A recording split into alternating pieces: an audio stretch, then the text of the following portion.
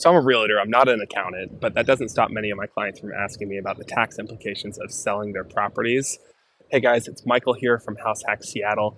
I wanted to walk through a couple of different strategies that you can use to either eliminate or defer taxes when you're selling your properties. This has come up a lot for us with clients since the market's a little bit better for sellers here in 2023 than it was in 2022. So a lot of people are thinking about cashing in on some of their equity and selling their properties that they've held here through this last big real estate upturn. So to walk you through with a real life example, let's look at these three houseboats here, 1, 2, and 3. And this one here on the end, let's say that you've lived here as a primary residence and still do. This one here in the middle, let's say that you used to live here as a primary residence and have been renting it for the last 2 years. And here on the end, let's say this one has always been a rental property. So we'll start with a primary residence, since that is by far one of the best tax deferral or tax elimination strategies available to you. As a owner who lives in this house, you can actually use Section 121 of the Internal Revenue Code to pay $0 in capital gains taxes on the first $250,000 in gains if you're single, or $500,000 in gains if you're married. So now let's look at this house, one that you've lived in for a few years and now rent. Let's say it's been a rental for 2 years. You can still do a Section 121 exchange on this one and save or pay no taxes on the first $500,000 in capital gains. You just have to have lived there for 2 of the last 5 tax years. So if you used to live there and have rented it for less than 3 years, you can take advantage of that on the sale. There is another tax code that helps you defer taxes, not eliminate, but defer taxes on rental properties.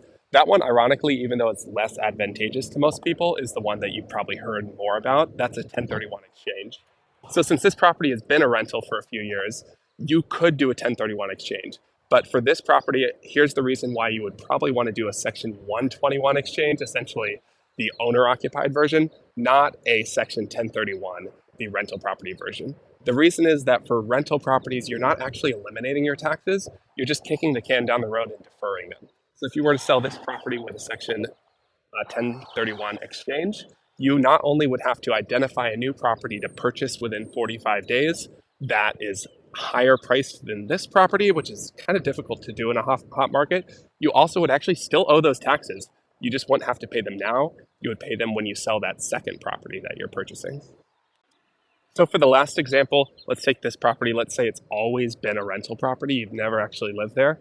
If you were looking at selling this property, the 1031 exchange would be your only option to defer those capital gains. And then at that point, you have to ask yourself the question, do you want to buy another rental property and funnel those gains in there, or do you want to take the cash? The downside of the 1031 exchange is that unlike the Section 121 with an owner-occupied property, you do have to use that money to buy more property. There's a few unique options available if you don't want to buy more traditional rentals.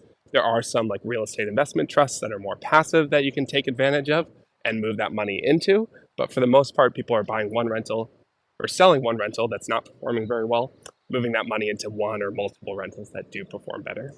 So those are the basics. If you want to go deeper into different tax strategies and how it applies to your specific situation, I'd definitely love to refer you over to a good CPA if you don't have one already.